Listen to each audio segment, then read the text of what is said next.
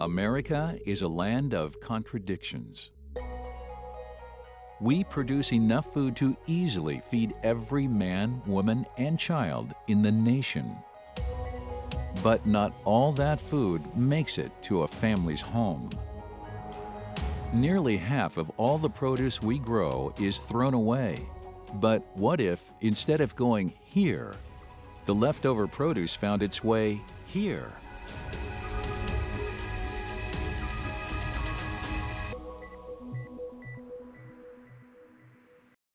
We grow fresh fruit and vegetables. Our main items are mini sweet peppers, and we grow hot peppers, cucumbers, Roma tomatoes. Unfortunately, there are market conditions that leave us with excess inventory. Excess produce was basically just dumped. I don't think the average American realizes the scope of the waste that goes on. If there's any kind of material defects, if something's a little bit too ripe, if it's not ripe enough and there isn't a market for that, then they're making a decision to put it in the landfill. We've done surveys of food bank clients, and we know that approximately 50% of our clients that visit food banks are struggling with some diet-related disease.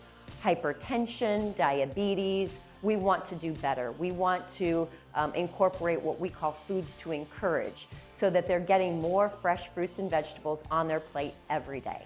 Our primary goal is to serve the citizens of Arizona and to make sure that everybody here has as much produce as they can possibly use to help support their families, good, nutritious food. So that's one of the primary things that we do here, is serve the public directly to provide food.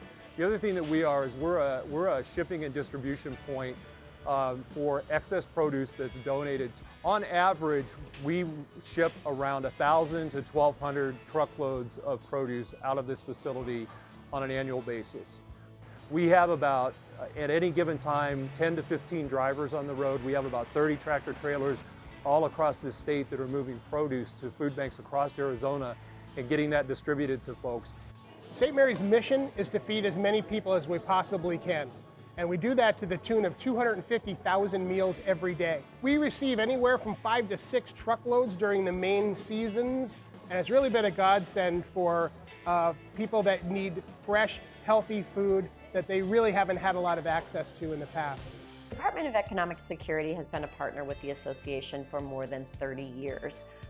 They have really been a backbone organization to recognizing the logistical challenges that we have in distributing product that could go to spoilage fairly quickly. So they, in the last couple of years, have really been able to infuse some additional support. Most recently, in this past legislative session, through $1 million appropriation to help support our agency partners in more distribution. We absolutely could not do this job without the support from the Department of Economic Security and the other folks that are helping us across the community. We're going to bring in about 40 million pounds this year, and if we weren't capturing that food, that would be going into the landfill. Feeding America as a national network puts a value on a pound of food. It's right around $1.60, and so if you translate that by 40 million pounds times $1.60, you can see that's a really, really big number. It's fresh, healthy food. It's the kind of food that folks don't get a lot of access to, especially when you're dealing with emergency food. It's just a matter of putting together programs like this one to make sure that the food gets from where it is to where it needs to be.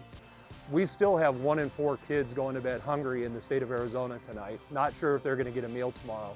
And we know we're not reaching everybody across this state. We're working actively every single day to try to capture as much of that food as possible to keep it from going to waste and getting it to the people that need it.